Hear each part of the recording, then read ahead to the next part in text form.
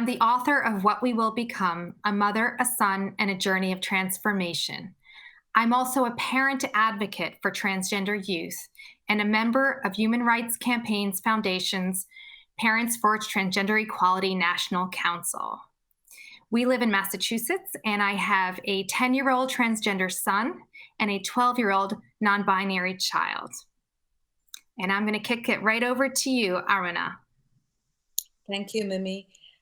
So my name is Aruna Rao. I'm the proud parent of a transgender young adult. I'm a board member for PFLAG, and I'm the founder of an organization called Desi Rainbow Parents and Allies, which is an organization that focuses on the needs of South Asian families, people who have immigrated from the South Asian subcontinent and include the countries of India, Pakistan, Bangladesh, and other numerous countries. I am also someone who has worked in mental health for many years. I worked for almost 2 decades for NAMI, the National Alliance on Mental Illness, and had a career as a mental health advocate.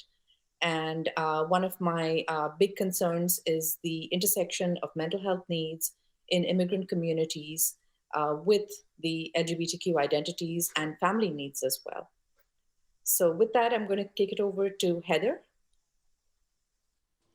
Hi, my name is Heather Newby. I'm a clinical social worker in Dallas, Texas, and I have the honor of working alongside a multidisciplinary team in a clinic for transgender and gender diverse youth. We serve over 600 families and patients, working alongside with them as they go on their gender journey, supporting them in both the medical setting as well as school and extended family. And I'm going to kick it off to Amy. Thanks, Heather. My name is Amy Canova, and I'm a nationally certified school psychologist with a specialization in queer and trans youth. I'm the appointed chair of the National Association of School Psychologists LGBTQI2S Committee, and my expertise is in school-based mental health, crisis intervention, and intersectionality of queer and trans youth. Thank you all. This is such a wonderful panel to be talking about a really important topic today. I'm sure you've all seen Transhood. I know I've seen it several times. We've all found those moments really intense and very relatable because of our own experience with transgender and gender diverse youth. And one thing that I noticed about the film is that even though the stories of transition of those 4 young individuals, Jay and Avery, Phoenix, and Lena, their family lives and experiences and their perception of their gender was all different, but there were some things they all had in common. And one of the things that stood out for me is that their families were so important in supporting and validating their identities.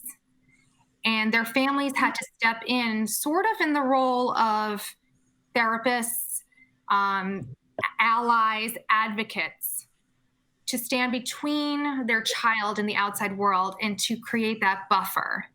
And I'd love to talk what you think the role of parents should be, parents and extended family members, in supporting trans and gender diverse youth.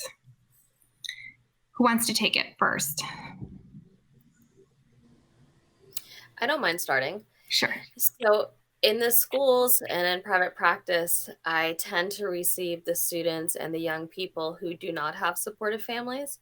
And my goal is to help a family move from astonishment to acceptance and appreciation. And also to help young people realize that acceptance is a journey. And just like it's taken time for a young person to come into who they are, it takes parents a while too, because no one has a prediction that their child is going to embody a different gender than they were assigned at birth. And so parents take This time. This wasn't in the manual, right? Right, exactly.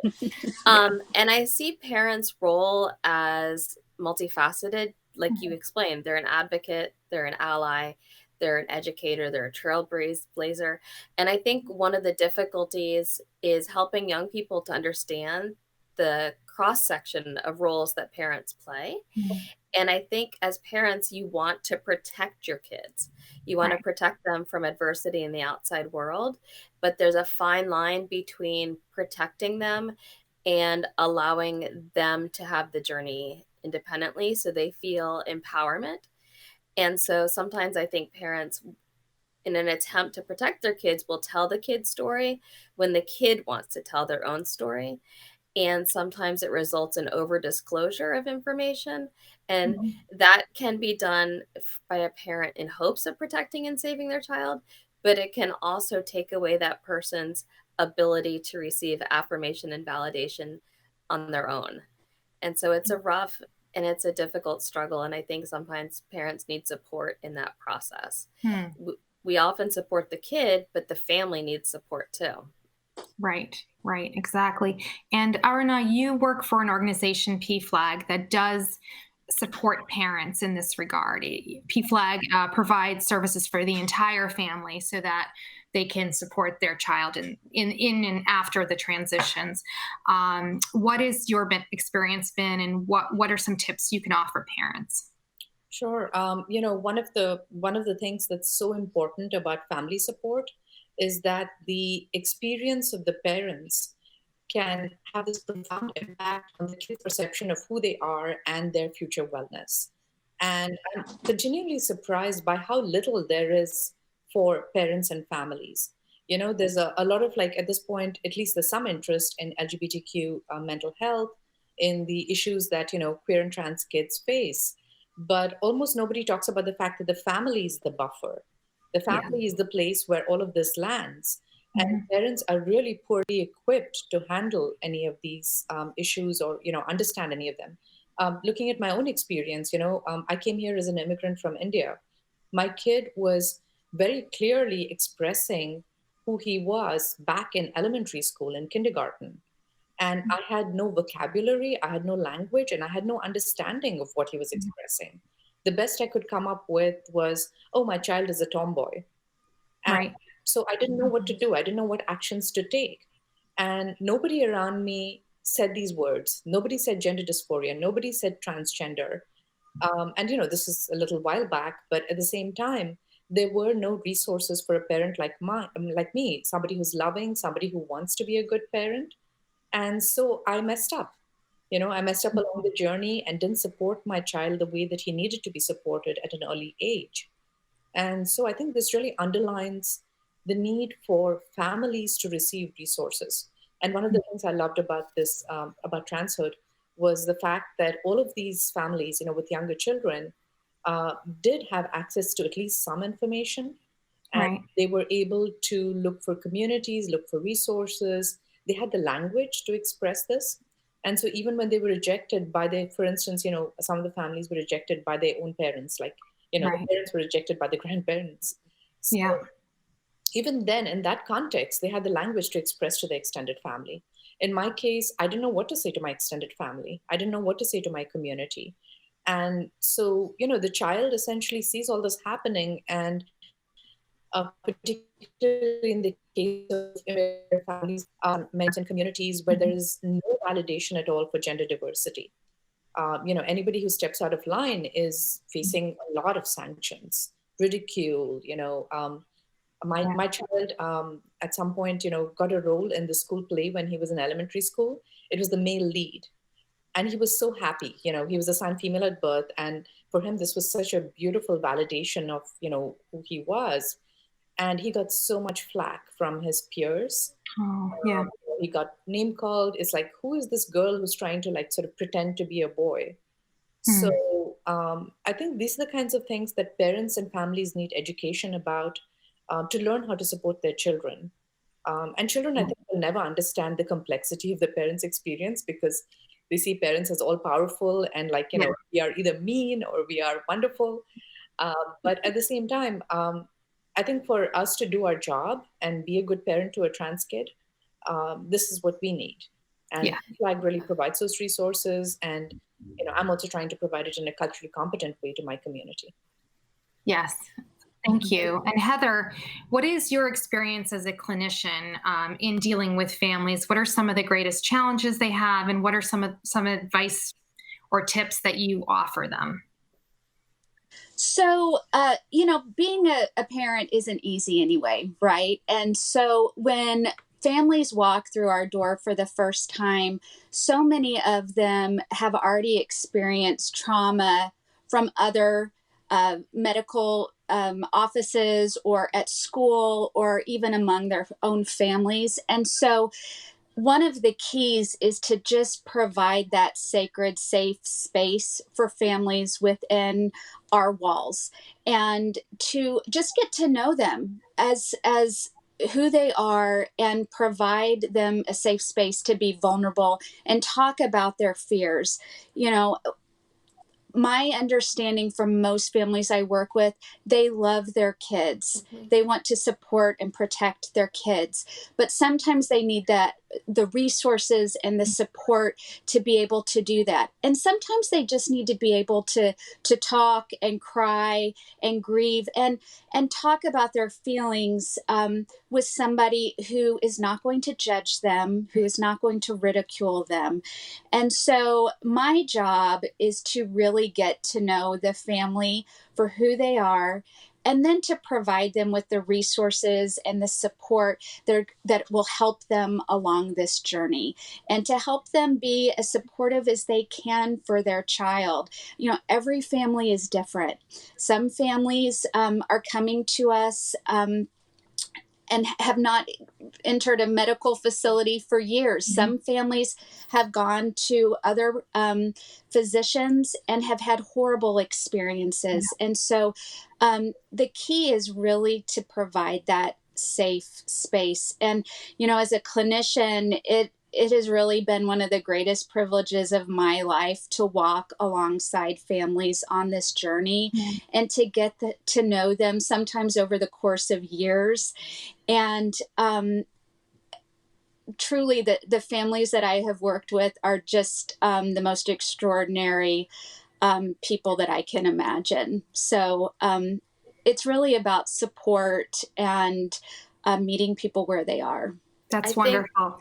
From I would our personal, oh, sorry, Amy, I did was you? just going to add to that. I think in line with what Heather was saying, parents have difficulty finding a space where they can be heard Mhm. because they spend so much time leading, defending, protecting, and advising their kid. And often there's just not a safe space for them to be able to be candid and open about their fears.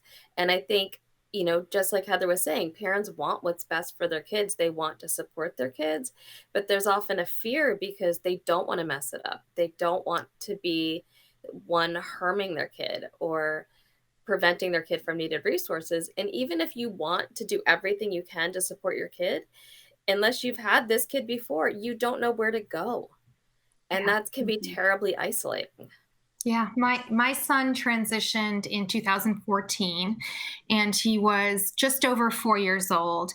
And even then, in 2014, even though PFLAG existed and other groups existed, and there were a few stories out there about transgender kids, including Debbie Jackson's, in fact, we still felt so alone because, Mhm. and I don't, maybe it was just not knowing where to look. Maybe it was the fact that I wasn't very internet savvy at the time, but we thought we were the only parents with a 4-year-old transitioning. And we didn't know what would happen, whether we would have support from our community or not, whether we'd be run out of town with pitchforks. And we were ready for anything. My husband even said to us, if we have to move, we move. But the reason we allow Jacob to transition at such a young age is because there was a growing body of evidence that transgender youth, transgender people who are not supported have some really negative mental health outcomes, including really high levels of depression, really high levels of anxiety. When they get older, substance abuse, insecure housing. A lot of them are kicked out of their homes. And these can lead to just some really scary outcomes, like a very, very high attempted suicide rate, which from recent studies, we know for transgender, the entire transgender population stands at close to 50%, at least one attempt in a lifetime. And those numbers are unacceptable to parents like us and caregivers, because keeping our child alive is the primary purpose of a parent.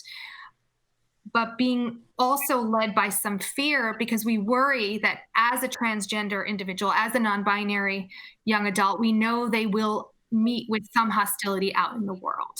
And so that's why, like Debbie Jackson, we become advocates. And I wanted to talk a little bit about some of the experiences that the youth in Transhood have with depression and anxiety and suicidality.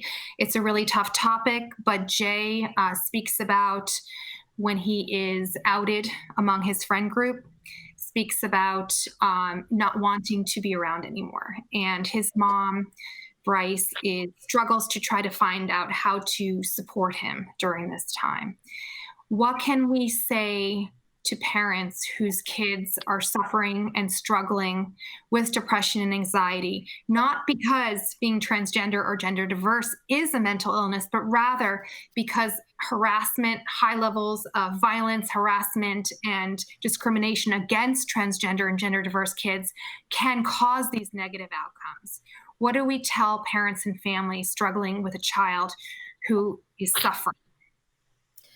Let's start with Heather this time. Sure. So you're exactly right about the depression and increased rate of suicide attempt. And what I tell families is that, when kids and young adults can't be their authentic selves, they don't learn as well. They have difficulty paying attention in school.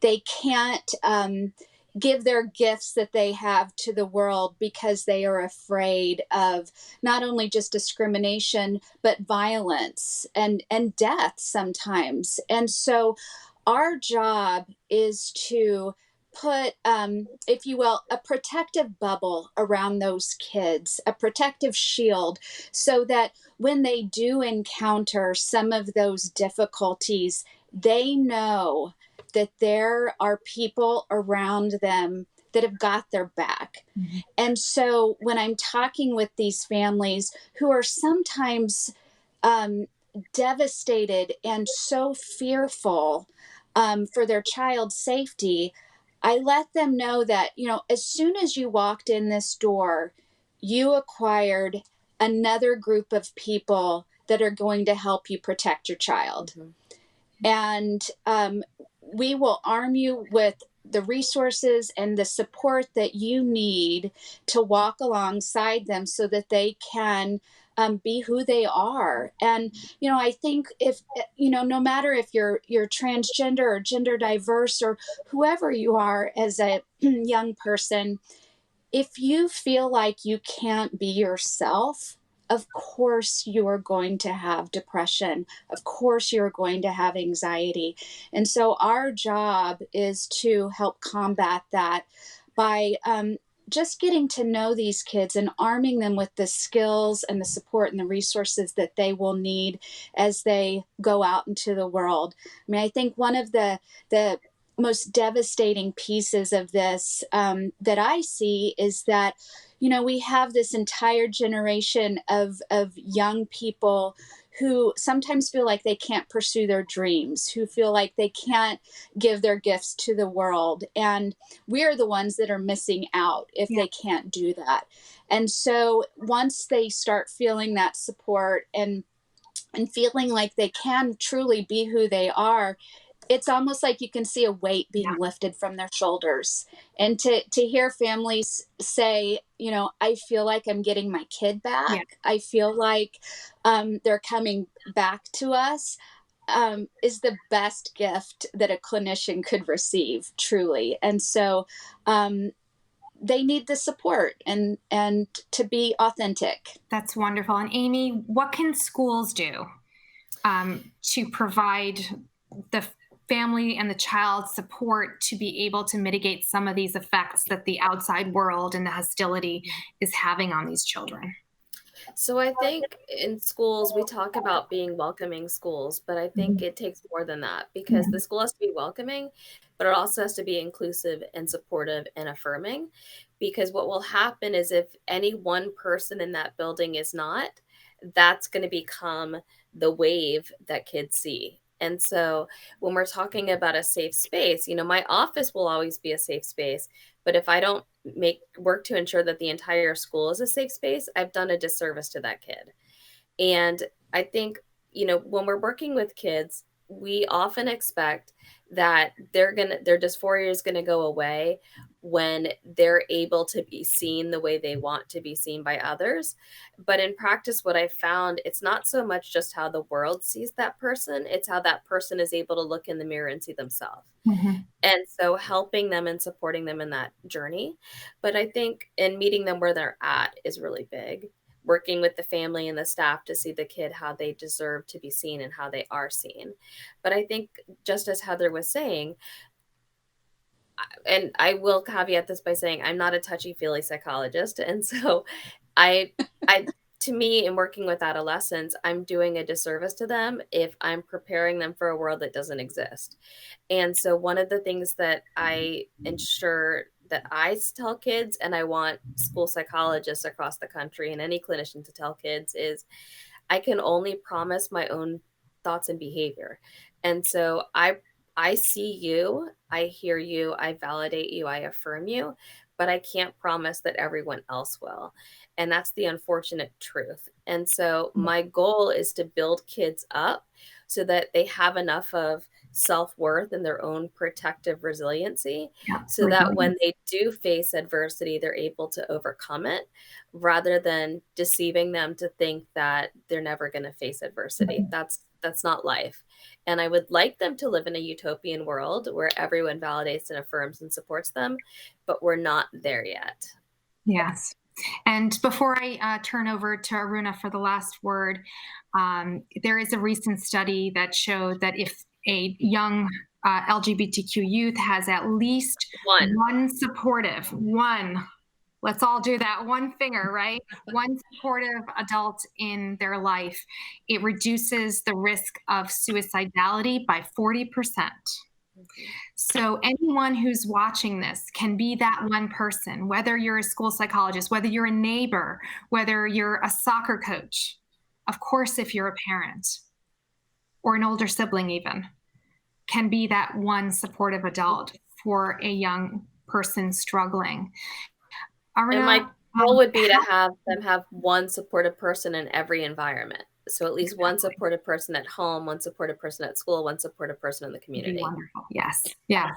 And Aruna, how would, so you come from a very strong cultural community, the Desi community, and how would you reach out to cultural supports within the community, whether it's faith institutions or camps, summer camps, organizations, cultural organizations? How can they step up and support these youth and their families? Yeah, that's actually one of the biggest challenges as a community organizer, to see how, you can develop these kinds of resources to just create that one accepting person in each environment. One of the challenges for me has been to define what are the barriers that are preventing people, from taking this step to acknowledge who their kid is. So one of the first things I tell parents, when they actually is many of them who've actually sought out help have at least taken that first step to say they need help, right? But most of them really are in this process of thinking about, this is wrong.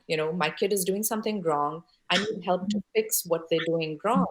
And I think you mentioned this a little bit earlier. There is overwhelming fear of, and that was my first reaction too, overwhelming fear for my child's future, that my child would be despised, would be, just not given a fair chance at a good life just because of who they were. So, so one of the first things I tell parents is don't see anything, because our first instinctive response is to spew stuff that is really, really hurtful to our children.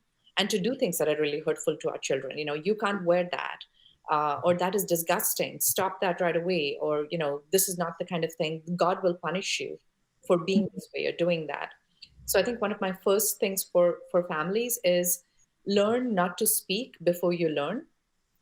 So, just make sure that, because things once said cannot be unsaid. Yes. So that's really important. So that's the first piece. The second piece is identifying, so what are the things that the family and the community are proud of? What are the things that they hold dear and care about?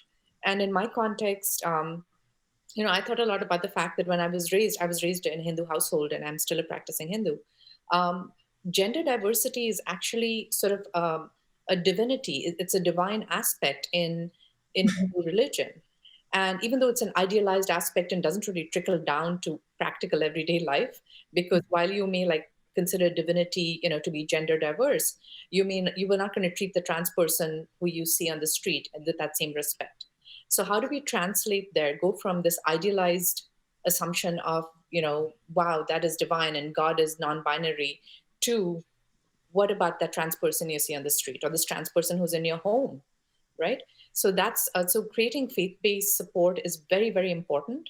And that's actually one of the goals that I'm working on, PFLAG is working on, to really go into faith communities and train faith leaders on what impact there is on the families, not forget the child, on the families that are hearing these messages of, this is sinful, this is wrong. So those are some of the things that need to be done. And then one of the other things that I realized was in our community, most people go to physicians, primary care physicians, pediatricians, who are of the same culture. And none of these physicians, to my knowledge, have had any training on gender issues. In fact, most physicians, pediatricians don't. And I have heard very frequently, it is really horrifying to me, that pediatricians will tell the parents, oh, ignore this, the child will grow out of it. Or if they're thinking about puberty blockers, oh, don't do that, you're messing with your child's hormones. So I think there is a really huge need for the medical community to be sensitized, to be aware of how frequently gender diversity occurs and how to handle it. And because, we respect authority figures. So somebody who has a white coat is, as a faith leader, these are all people we respect. And those people need to be the ones who actually say to the parent, you're fine, your child is okay. Yes, absolutely. And it's interesting because some of that work is being done at the top level in the American Medical Association and in the World Health Organization and the American Academy of Pediatrics. They have all decided, and through their clinical practice, through understanding of our children's humanity and their biology, that they need to be supported. They need access to affirmative care. So that's the standard of care. But when does that trickle down to your local doctor? I think training absolutely is essential. Amy, training is also essential in schools. Training is essential for social workers, Heather, So I think that's one thing that can make a huge difference for these kids, for the next generation.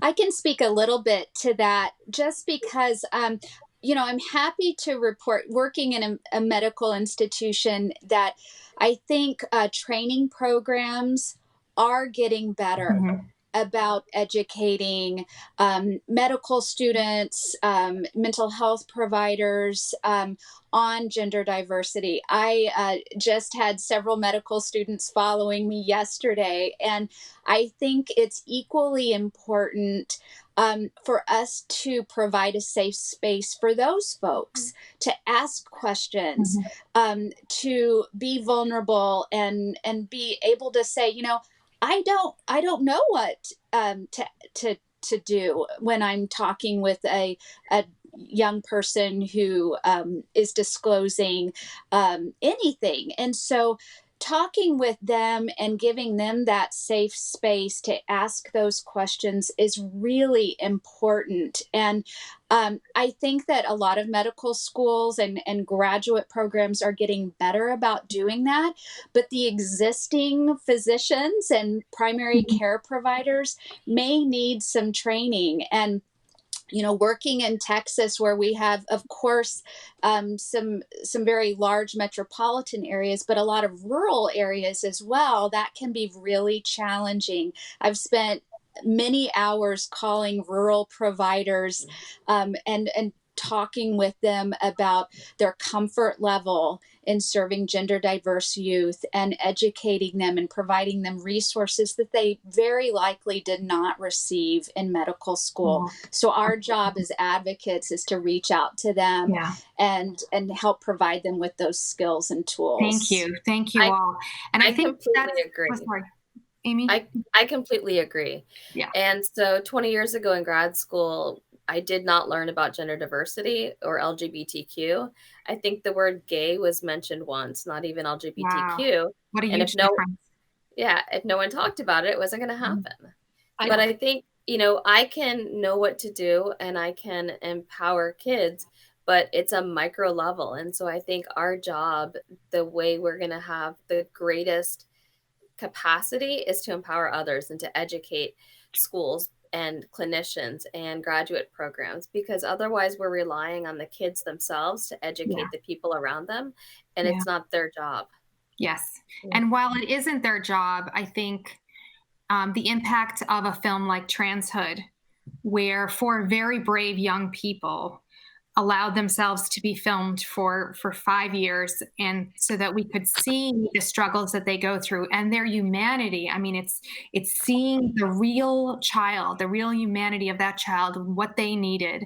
That makes this film so extraordinary. And I hope that it has that impact of letting people see a real trans kid, a real gender diverse kid, and wanting to stand up and support them in the community, in a school, in a clinical practice, and at home. Parents, our kids have one life to live, and let's make sure it's the fullest that it can be. Thank you so much for joining us today on our panel to talk about Transhood, a remarkable film about 4 remarkable young transgender people.